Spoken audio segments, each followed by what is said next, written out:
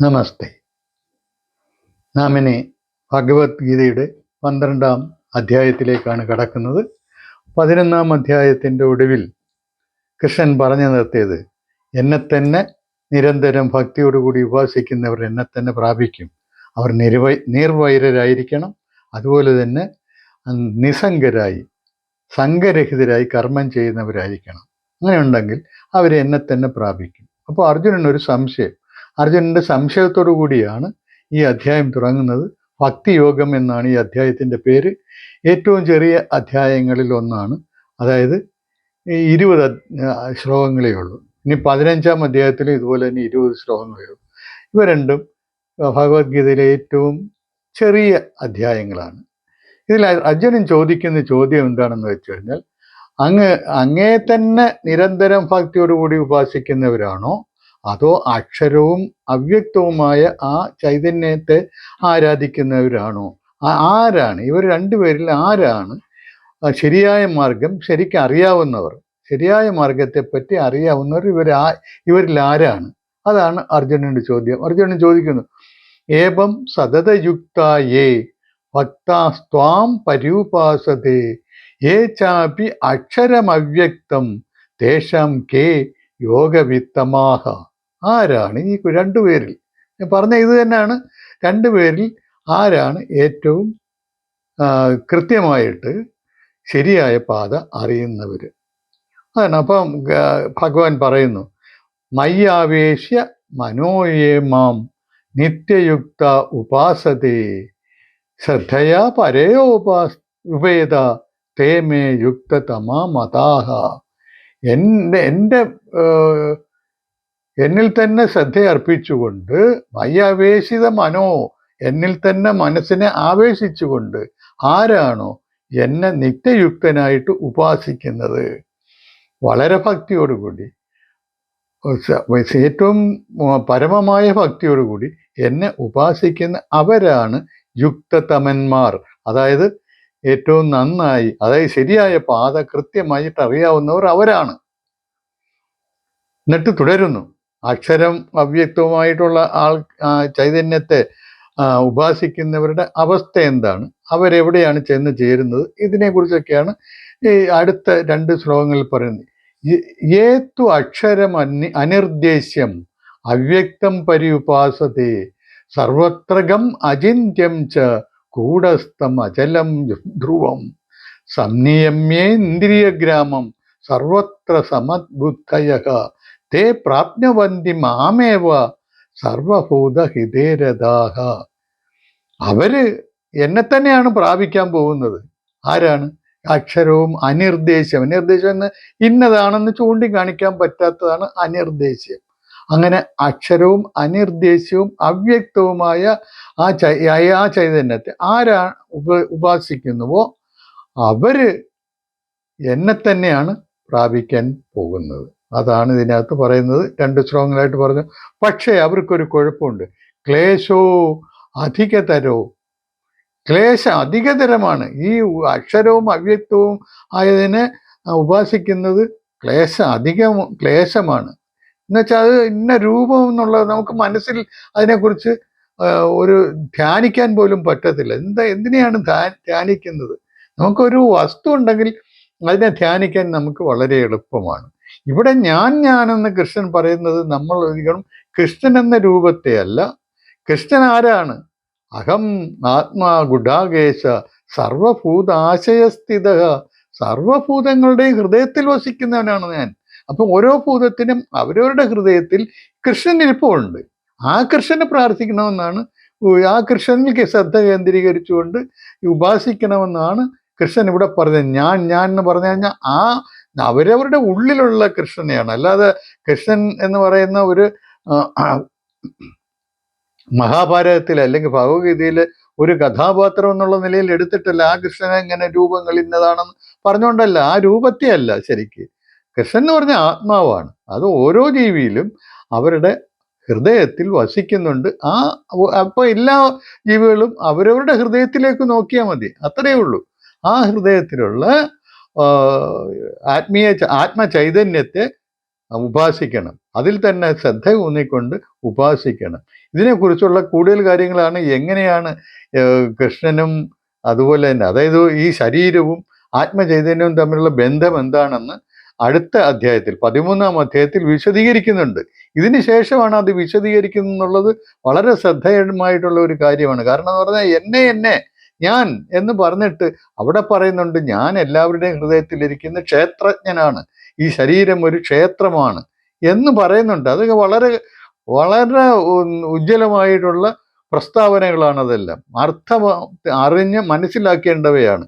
അതനുസരിച്ച് നമ്മളുടെ ആത്മീയ പ്രവൃത്തികൾ, ആത്മീയ അന്വേഷണങ്ങൾ നടത്തേണ്ടതാണ്. അതാണ് നമ്മൾ ഇതിനകത്ത് നിന്ന്. അപ്പൊ ഈ അക്ഷരവും അവ്യക്തവുമായിട്ടുള്ള ഇങ്ങനൊരു രൂപത്തെ നമ്മളിലല്ല, എല്ലാത്തിലും നിറഞ്ഞിരിക്കുന്ന ആ ചൈതന്യത്തെ, അതാണ് സർവത്രകം അക്ഷരം അവ്യക്തം, അവ്യക്തവും സർവത്രകവുമായിട്ടുള്ള എല്ലായിടവും നിറഞ്ഞിരിക്കുന്ന ആ ചൈതന്യത്തെ നമുക്ക് ഇങ്ങനെ കാണാൻ പറ്റത്തില്ല, നമുക്ക് സങ്കല്പിക്കാനും പറ്റത്തില്ല. അതേസമയം നമ്മളിലൊന്നും ആ ചൈതന്യത്തിന്റെ അംശം നമ്മളിലും ഉണ്ട്. നമുക്ക് അന്നേരം നമ്മളിലേക്ക് തന്നെ ശ്രദ്ധ കേന്ദ്രീകരിക്കാൻ പറ്റും. അതാണ്. അല്ലാത്തവർക്ക് ക്ലേശോ അധികതരസ്തേഷാം അവ്യക്ത ആസക്ത ചേതസം, അവ്യക്തത്തിൽ ആസക്തമായിട്ടുള്ള മനസ്സുള്ളവർക്ക് അവരുടെ ഉപാസന വളരെ ക്ലേശകരമായിരിക്കും. അവ്യക്താഹി ഗതിർ ദുഃഖം ദേഹവത് ഫിർ അവാപ്യതേ. ദേഹമുള്ളവരെ കൊണ്ട് ആ അവ്യക്തമാതിനെ പ്രാപിക്കാൻ അല്പം ബുദ്ധിമുട്ടുള്ള കാര്യമാണ്. അതുകൊണ്ട് അതിനേക്കാൾ നല്ലത് തീർച്ചയായിട്ടും എന്നിൽ ശ്രദ്ധ കേന്ദ്രീകരിച്ചുകൊണ്ട് എന്നെ ഉപാസിക്കുന്നതാണ്. കാരണം എന്ന് പറഞ്ഞാൽ നിങ്ങൾ അവ്യക്തത്തെ ഉപാസിച്ചാലും നിങ്ങൾ ചെന്നെത്തുന്നത് ആ എന്നിൽ ആണ്. എന്നിൽ എന്ന് പറഞ്ഞാൽ ഞാനും ഈ ലോകം, ഈ പ്രപഞ്ചം മുഴുവൻ നിറഞ്ഞു നിൽക്കുന്ന ആത്മചൈതന്യവും എന്നിലുള്ള ചൈതന്യം ഒന്ന് തന്നെയാണല്ലോ. പിന്നെ എന്തിനാണ് നമ്മൾ അവ്യക്തത്തിലേക്ക് പോകുന്നത്? ക്ലേശകരമായിട്ടുള്ള ഒരു കാര്യത്തേക്ക് പോകുന്നത് എന്തിനാണ്? എളുപ്പമായിട്ടുള്ള മാർഗം അവനവനിൽ തന്നെയുള്ള ആത്മചൈതന്യത്തെ ഉപാസിക്കണം. അതാണ് കൃഷ്ണൻ ഇവിടെ പറയുന്നത്. ഞാൻ എന്ന് പറയുന്നത്, ഞാൻ ഒന്നുകൂടി പറയുകയാണ്, ഞാൻ എന്ന് പറയുന്നത് ഈ അവനവനിലുള്ള ക്ഷേത്രജ്ഞനെയാണ്, ആത്മചൈതന്യത്തെയാണ്. എന്നിട്ട് കുറെ വിശദീകരിക്കുകയാണ്. ഏത്തു സർവാണി കർമാണി മൈ സന്യസ്യ മത്പരാഹ അനന്യേനേവ യോഗേന മാം ധ്യായന്ത ഉപാസതേ തേഷാമഹം സമുദ്ധർത്ഥ മൃത്യു സംസാര സാഗരാത് ഭവാമി നചിരാത് പാർത്ഥ മയി ആവേശിത ചേതസാം. എന്നിൽ സർവകർമ്മങ്ങളും എന്നിൽ അർപ്പിച്ചുകൊണ്ട് ചെയ്യുകയും എന്നിൽ സന്യസിച്ചുകൊണ്ട് സർവകർമ്മങ്ങളും അനുഷ്ഠിക്കുകയും പിന്നെ മറ്റൊന്നിലും ശ്രദ്ധയില്ലാതെ മറ്റൊന്നിലേക്കും പോകാതെ എന്നിൽ തന്നെ യോഗത്തോടു കൂടിയിരുന്ന്, എന്നിൽ തന്നെ ശ്രദ്ധയോടു കൂടിയിരുന്നുകൊണ്ട് എന്നെ ധ്യാനിച്ചുകൊണ്ട് ഉപാസിക്കുകയും ചെയ്യുന്നവരുടെ ഉദ്ധാരകൻ ഞാനായി തീർന്നു. എവിടുന്നുള്ള ഉദ്ധാരം? ഈ മൃത്യു സംസാരം, അതായത് നശ്വരമായ ലോകത്തിൽ നിന്നുള്ള അവരുടെ മോചനം ഞാൻ നിർവഹിക്കും. ഞാൻ അങ്ങനെ മോചനം കൊടുക്കുന്ന ആളായി ഞാൻ മാറും. എന്നുവെച്ചാൽ ആത്മാവ് ആണ് നമ്മളെ ഈ ആത്മാവിലേക്ക് നമ്മൾ ചെല്ലുമ്പോൾ നമ്മൾ ഈ ഭൗതികമായിട്ടുള്ള എല്ലാത്തിലെയും വിടുകയാണ്. സാവകാശം നമ്മൾ ഈ ഭൗതികമായിട്ടുള്ള പാപത്തിൽ നിന്ന് നമ്മളെ പിൻവലിക്കുകയാണ്. അപ്പൊ നമുക്ക് ആ ഭൗതികമായുള്ള ഭാവത്തിൽ നിന്ന് പിൻവലിക്കുമ്പോൾ ഭൗതികമായിട്ടുള്ള കാര്യങ്ങളിൽ നിന്ന് നമുക്കുണ്ടാകുന്ന സുഖദുഃഖങ്ങളിൽ നിന്ന് നമ്മൾ പിൻവാങ്ങുന്നു. അപ്പൊ അങ്ങനെ അതുകൊണ്ടാണ് മൃത്യു സംസാര സാഗരാത് സമുദ്ധർത്ഥ ഭവാമി എന്ന് പറയുന്നതിൻ്റെ അർത്ഥം അതാണ്. ഇനി അതുകൊണ്ട് കൃഷ്ണൻ പറയാണ്, ഈ മയ്യേവ മന ആധത്സ്വ മൈ ബുദ്ധിം നിവേശയ നിവസിഷ്യസ്യ മയ്യേവ അത ഊർദ്ധം ന സംശയ. അതായത് നീ അതുകൊണ്ട് ഇങ്ങനെയാണ് സംഗതി, കിടപ്പ് ഇങ്ങനെയാണ് ആയതുകൊണ്ട് നീ എന്നെ തന്നെ മനസ്സിനെ ഉറപ്പിക്കുക, എന്നിട്ട് ബുദ്ധിയും എന്നിൽ തന്നെ ഉറപ്പിക്കുക, എന്നിട്ട് എന്നെ ഉപാസിക്കുക. അപ്പോൾ നീ എന്നിൽ തന്നെ വസിക്കും. നിവസിഷ്യസ്യ മയ്യേവ എന്ന് വെച്ചാൽ നിനക്ക് ആത്മസാക്ഷാത്കാരം കിട്ടും എന്നാണ് ഈ പറയുന്നത്. അതിനുശേഷം അതിന് യാതൊരു സംശയവുമില്ല. ഇനി നിനക്ക് നിന്റെ മനസ്സിനെ നിയന്ത്രിക്കുന്നതിൽ നിനക്ക് എന്തെങ്കിലും ബുദ്ധിമുട്ടുണ്ടെങ്കിൽ അഭ്യാസം കൊണ്ട് നീ അത് ചെയ്യണം. അഭ്യാസം കൊണ്ടും നിനക്ക് പറ്റുന്നില്ലെങ്കിൽ നീ എന്നെ എന്നിൽ അർപ്പിച്ചുകൊണ്ട് എല്ലാ കർമ്മങ്ങളും ചെയ്യുക. അതിനും സാധിക്കുന്നില്ലെങ്കിൽ നീ ചെയ്യുന്ന കർമ്മങ്ങളുടെ എല്ലാം സർവകർമ്മ ഫലത്യാഗം ത്യജിക്കുക, ഫലങ്ങളെല്ലാം ത്യജിക്കുക. അതാണ് അവസാനത്തെ ഒരു മാർഗമായിട്ട് പറയുന്നത്. അതുകൊണ്ട് ഈ ശ്രേയമായാലും ജ്ഞാനമായാലും ജ്ഞാനമായാലും അഭ്യാസമായാലും അതിനേക്കാളൊക്കെ മുന്നിൽ നിൽക്കുന്ന കർമ്മഫല ത്യാഗമാണ്. കാരണം എന്ന് പറഞ്ഞാൽ അതിൽ തുടങ്ങിക്കഴിഞ്ഞാൽ ബാക്കിയുള്ളതെല്ലാം നമുക്ക് നേടിയെടുക്കാൻ പറ്റും എന്നാണ് അതിൻ്റെ അർത്ഥം. ഇനി ഏറ്റവും ഇഷ്ടപ്പെട്ട, അതായത് ഏറ്റവും നല്ല ഭക്തന്റെ ലക്ഷണം എന്താണെന്നാണ് ബാക്കിയുള്ള 8 ശ്ലോകങ്ങളിൽ പറയുന്നത്. അതിന് ആ 8 എണ്ണത്തിന് അഷ്ടകം എന്നാണ്, അതായത് ധർമ്മ്യാഷ്ടകം എന്നാണ് പറയുന്നത്. അത് ആ ലക്ഷണം അനുസരിച്ച് നമ്മൾ ജീവിക്കണം എന്നുള്ളതാണ് അവിടുത്തെ നിർദ്ദേശം. പക്ഷേ ഒരു കാര്യം, അത് ഇത് ഈ 8 തരത്തിൽ 8 ശ്ലോകങ്ങളിൽ പറയുന്ന ഈ ലക്ഷണങ്ങളോടുകൂടി ഒരു ഭക്തനെ നിങ്ങൾ കണ്ടെത്താൻ പറ്റത്തില്ല. കൃഷ്ണന് പോലും ഇത്രയും അങ്ങനെ ആയിത്തീരാൻ പറ്റത്തില്ല എന്നുള്ള ആക്ഷേപങ്ങൾ പലരും ഉന്നയിക്കുന്നുണ്ട്. ഇവിടെ അങ്ങനെയുള്ള ഒരു ആക്ഷേപത്തിന് അർത്ഥമില്ല, അടിസ്ഥാനമില്ല. കാരണം എന്താണെന്ന് വെച്ച് കഴിഞ്ഞാൽ ഈ 8 ശ്ലോകങ്ങളിലും പറയുന്ന കാര്യം ഒന്ന് തന്നെയാണ്. എന്താണ് കാര്യം? അതായത് ഉത്തമനായ ഭക്തൻ എന്ന് പറഞ്ഞു കഴിഞ്ഞാൽ ഈ ദ്വന്ദ്വാനുഭവങ്ങളെ, ദ്വന്ദ്വത്വത്തെ ഉപേക്ഷിക്കുന്നവനാണ്, അതിൽ നിന്ന് പിൻവാങ്ങുന്നവനാണ്. ദ്വന്ദ്വാനുഭവങ്ങളിൽ നിന്ന് പിൻവാങ്ങുന്നവനാണ് ഏറ്റവും വലിയ ഭക്തൻ. അത് 2:15 ശ്ലോകം മുഴുവൻ നമ്മൾ കാണുന്നതാണ്. യം ഹിന വ്യഥയന്ത്യേതി പുരുഷം പുരുഷർഷഭ സമദുഃഖ സുഖം ധീരം സ്വ അമൃതത്വായ കൽപ്പതി. സ്ത്രീദോഷങ്ങളിലും സുഖദുഃഖങ്ങളിൽ നിന്നൊക്കെ പിൻവാങ്ങി നിൽക്കുന്നവൻ, അവന് സുഖവും ദുഃഖവും സമമായിട്ടാണ് അവൻ കാണുന്നത്. അങ്ങനെയുള്ളവൻ അവൻ അമൃതത്വത്തെ പ്രാപിക്കും. അമൃതത്വത്തെ പ്രാപിക്കുന്ന ഈശ്വരനെ പ്രാപിക്കും എന്നതിന്, അമൃതമായിട്ടുള്ളത് ആത്മാവ് തന്നെയാണ്. ആ ആത്മാവിനെ പ്രാപിക്കുമെന്നാണ് 2:15 പറഞ്ഞു നിർത്തിയത്. അതിൻ്റെ പലതരത്തിലുള്ള വിശദീകരണങ്ങളാണ് ഇപ്പോഴും പറഞ്ഞുകൊണ്ടിരിക്കുന്നത്. അപ്പൊ ഏറ്റവും ഉത്തമനായ ഭക്തൻ എന്ന് പറഞ്ഞാലും ഇത് തന്നെയാണ്. അതായത് ഈ അനുഭവം, അവസ്ഥയിലെത്തിയ ഒരുത്തനാണ്. അവനെല്ലാ ദ്വന്ദ്ഭാവങ്ങൾ അവർ ദ്വന്ദ്ഭാവങ്ങളിൽ വീഴുന്നില്ല. സുഖം ദുഃഖം എന്നുള്ള അങ്ങനെയുള്ള ദ്വന്ദ്വ അനുഭവങ്ങളിലേക്ക് അവൻ വലിച്ചിഴക്കപ്പെടുന്നില്ല. അതിനെല്ലാം ഉപേക്ഷിച്ച് അവൻ തിരിച്ച് ഏകത്വത്തിലേക്ക് വരുന്നു. അതായത് ആത്മാവിലേക്ക് അവൻ ഉന്നം വയ്ക്കുന്നു. അങ്ങനെ ഉന്നം വയ്ക്കുന്നവനാണ്, ആത്മാവിനെ ഇഷ്ടപ്പെടുന്നവനാണ്, അല്ലെങ്കിൽ അതിനെ ആരാധിക്കുന്നവനാണ്, അതിലേക്ക് വരാൻ ഉദ്ദേശിക്കുന്നതിനാണ്, അതിനുവേണ്ടി നിരന്തരം പ്രയത്നിക്കുന്നതിനാണ് ഏറ്റവും ഉത്തമനായിട്ടുള്ള ഭക്തൻ എന്ന് പറയുന്നത്. നമുക്കറിയാം നമ്മുടെ എല്ലാ ദുഃഖങ്ങൾക്കും, അതുപോലെ തന്നെ നമ്മൾ സുഖമെന്ന് കരുതി അനുഭവിക്കുന്ന ആയിട്ടുള്ള കാര്യങ്ങളിലും അതെല്ലാം, ആ കാര്യങ്ങൾക്കെല്ലാം കാരണമെന്ന് പറയുന്നത് നമ്മുടെ ഈ ശരീരമാണ്. അതായത് ഭൗതികമായിട്ടുള്ള നമ്മുടെ ഭാവമാണ്. ഈ ഭൗതിക അതീതമായിട്ടൊരു ഭാവം നമുക്കുണ്ട്. ആ ഭാവത്തിലേക്ക് നമ്മൾ ചുരുങ്ങിയാൽ എന്ന് പറഞ്ഞാൽ വികസിച്ചാൽ എന്ന് വേണം പറയാൻ. ശരി, ആ ഭാവത്തിലേക്ക് നമ്മൾ പിൻവാങ്ങിയാൽ തീർച്ചയായിട്ടും നമുക്ക് ഈ ഭൗതികമായിട്ടുണ്ടാവുന്ന സുഖ ദുഃഖാദി ദ്വന്ദ്വ അനുഭവങ്ങൾ നമുക്ക് ഇല്ലാതെ വരും. അപ്പം അങ്ങനെ നമ്മളൊരു നിത്യമായിട്ടുള്ള ഒരു അവസ്ഥയിൽ നമ്മൾ എത്തും. അതാണ് നിത്യമായിട്ടുള്ള ശാന്തിയുടെയും സമാധാനത്തിൻ്റെയും ആനന്ദത്തിൻ്റെയുമായിട്ടുള്ള ഒരവസ്ഥയിലെത്തും. ഇനി നമുക്ക് കൃഷ്ണൻ പറയുന്ന ഉത്തമ ഭക്തന്മാരുടെ ലക്ഷണം ഒന്ന് വേഗത്തിൽ നോക്കാം. അദ്ദേഹം പറയുന്ന ആദ്യത്തെ ശ്ലോകത്തിൽ തന്നെ പറയുന്ന അദ്വേഷ്ട സർവഭൂതൻ. നമുക്ക് നോക്കാം ഇതൊക്കെ ഈ ദ്വന്ദ്വഭാവങ്ങളെ മാറ്റി നിർത്തി, അല്ലെങ്കിൽ അതിൽ നിന്ന് പിൻവാങ്ങുന്ന ഒരാളിൻ്റെ ലക്ഷണമാണോ എന്ന് നമുക്ക് നോക്കാം. അദ്വേഷ്ട സർവഭൂതാനാം മൈത്രകരുണ ഏവച്ച.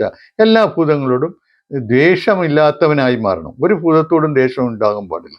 അന്ന് മാത്രമല്ല, എല്ലാത്തിനോടും നമ്മൾക്ക് മൈത്രി ഉണ്ടാകണം. മൈത്രി മാത്രമല്ല, കാരുണ്യം ഉണ്ടാകണം. നിർമ്മമോ നിരഹങ്കാര. മമതയൊന്നും ഉണ്ടാകാൻ പാടില്ല, അഹങ്കാരവും ഉണ്ടാകാൻ പാടില്ല. സമദുഃഖ സുഖക്ഷമി. ക്ഷമിക്കുന്നവനാണ്, സുഖവും ദുഃഖവും സമമായിട്ട് കാണുന്നവനാണ്. അങ്ങനെ കാണുന്നവനെ ഈ ദ്വേഷമില്ലാത്തവനായി മാറാൻ പറ്റത്തുള്ളൂ. അങ്ങനെ കാണുന്നവനാണ് നിർമ്മമത്വം കിട്ടുകയുള്ളൂ. കാരണം എന്ന് പറഞ്ഞാൽ ഇതിൽ ഒരു കർമ്മം ചെയ്യാൻ പോകുമ്പോൾ അതിൽ എങ്ങനെ ഫലം വന്ന് ഭവിച്ചാലും എനിക്കൊന്നുമില്ല, സുഖമോ ആയാലും ദുഃഖമായാലും എനിക്കൊന്നുമില്ല, എനിക്കെല്ലാം സമമാണ് എന്ന് വിചാരിക്കുന്നവനെ ഇതെല്ലാം പറ്റുള്ളൂ. അദ്വേഷ്ടനാകാൻ പറ്റുള്ളൂ. പിന്നെ അതുപോലെ തന്നെ എല്ലാവരോടും മൈത്രി കാണിക്കാൻ പറ്റുള്ളൂ, കാരുണ്യം കാണിക്കാൻ പറ്റുള്ളൂ, നിർമ്മമനായിട്ടിരിക്കാൻ പറ്റത്തുള്ളൂ. അതുപോലെ നിരഹങ്കാരനായിട്ടിരിക്കുന്നെങ്കിലും ഈ സമഭാവം ആവശ്യമാണ്. അതാണ് സമഭാവമാണ് വാസ്തവത്തിൽ ഉത്തമനാണ് ഭക്തിക്ക് വേണ്ട ഏകകാര്യം. അതിൽ നിന്ന് ഉത്ഭവിക്കുക. അതിനെ പല രീതിയിൽ നോക്കുമ്പോൾ കാണുന്ന കാര്യങ്ങളാണ് ഇവിടെ 8 ശ്ലോകങ്ങളിലായിട്ട് വിശദീകരിച്ചിട്ടുള്ളത്. ആ ഒരു ഐഡിയ നമുക്ക് കിട്ടിക്കഴിഞ്ഞാൽ ഈ 8 ശ്ലോകങ്ങൾ നമുക്ക് വളരെ എളുപ്പത്തിൽ മനസ്സിലാക്കാൻ പറ്റും. സന്തുഷ്ട സതതം യോഗി യഥാത്മാ ദൃഢനിശ്ചയ മയ്യർപ്പിത മനോബുദ്ധി യോ മത്ഭക്ത സമയ പ്രിയ. ആരാണ്? എൻ്റെ ഭക്തന്മാർ എന്നിൽ മനോബുദ്ധികളെ അർപ്പിച്ചവരായിരിക്കണം എന്ന് മാത്രമല്ല, സന്തുഷ്ട സതതം യോഗി, സന്തുഷ്ടനായിരിക്കണം, എപ്പോഴും സന്തുഷ്ടനായിരിക്കണം. അങ്ങനെ സന്തുഷ്ടനായിരിക്കണം പറ്റുന്ന എങ്ങനെയാണ്? പറ്റണമെങ്കിൽ അവൻ ദ്വന്ദ്വാനുഭവങ്ങളിൽ നിന്ന് വിമുക്തനായിക്കൊണ്ടിരിക്കണം. അങ്ങനെയാണെങ്കിൽ അവന് സദാ സന്തുഷ്ടനായിരിക്കാൻ പറ്റുള്ളൂ. അതുപോലെ തന്നെ തന്നെ തന്നെ സ്വന്തം നിയന്ത്രണത്തിൽ എത്തിച്ചവനെ അത് പറ്റുള്ളൂ. അല്ലെങ്കിൽ ഇങ്ങനെ കയറഴിച്ചു വിട്ട് കന്നിനെ പോലെ ഇങ്ങനെ ഓടി നടക്കും അവൻ്റെ മനസ്സ്. അങ്ങനെയുള്ളവന് ശാന്തി കിട്ടത്തില്ല. അവൻ്റെ മനസ്സ് യഥം ചെയ്തതായിരിക്കും. അതായത് അവന് നിയന്ത്രിക്കപ്പെട്ട മനസ്സല്ല എന്നർത്ഥം. പിന്നെ അടുത്തത് മൂന്നാമത്തത്, യസ്മാന്നോ ദ്വിജതേ ലോകോ ലോകാന്നോ ദ്വിജതേ ചയഹ ഹർഷ അമർഷ ഭയോ ഉദ്യോഗൈർ മുക്തോ യ സമേ പ്രിയ സചമേ പ്രിയ. എന്താണ്? ആരാണോ ലോകം ആരെയാണോ ക്ഷോഭിപ്പിക്കാത്തത്, ലോകത്തെ ആരാണോ ക്ഷോഭിപ്പിക്കാത്തത്, അത് ക്ഷോഭം ഒരാളെ നമുക്ക് ക്ഷോഭിപ്പിക്കാൻ പറ്റത്തില്ല. അതുപോലെ തന്നെ അയാളെ കൊണ്ട് ലോകവും ക്ഷോഭിക്കപ്പെടുന്നില്ല. ഹർഷ അമർഷങ്ങളെ ഭയത്തെയും ഉദ്വേഗത്തെയും എല്ലാം ഉപേക്ഷിച്ചവനാണ്. അങ്ങനെയുള്ളവനും എൻ്റെ പ്രിയപ്പെട്ട ഭക്തനാണ് എന്ന് പറഞ്ഞാൽ അതിൻ്റെ അർത്ഥം എന്തോ? അത് ഇതുപോലെ ദ്വന്ദ്വഭാവങ്ങളെ ഉപേക്ഷിച്ചവനെ അത് പറ്റത്തുള്ളൂ. അപ്പൊ അവൻ്റെ അങ്ങനെയുള്ള ദ്വന്ദ്വഭാവങ്ങളെ വിട്ടുകളയുന്ന, അതിൽ നിന്ന് പിൻവാങ്ങുന്ന ഒരാളുടെ വിവിധ ലക്ഷണങ്ങളാണ് ഈ 8 ശ്ലോകങ്ങളിൽ വിവരിച്ചിട്ടുള്ളത്. കാതലായിട്ടുള്ള അംശം, അവൻ്റെ യഥാർത്ഥ സ്വഭാവം, കാതലായ സ്വഭാവം എന്ന് പറയുന്നത്, ഈ സാരാംശം എന്ന് പറയുന്നത് ഈ ദ്വന്ദ്വഭാവങ്ങളെ ഉപേക്ഷിക്കുക, അതിൽ നിന്ന് പിൻവാങ്ങുക, അങ്ങനെയുള്ളവനാണ്. ഇനി അടുത്തത് നോക്കാം.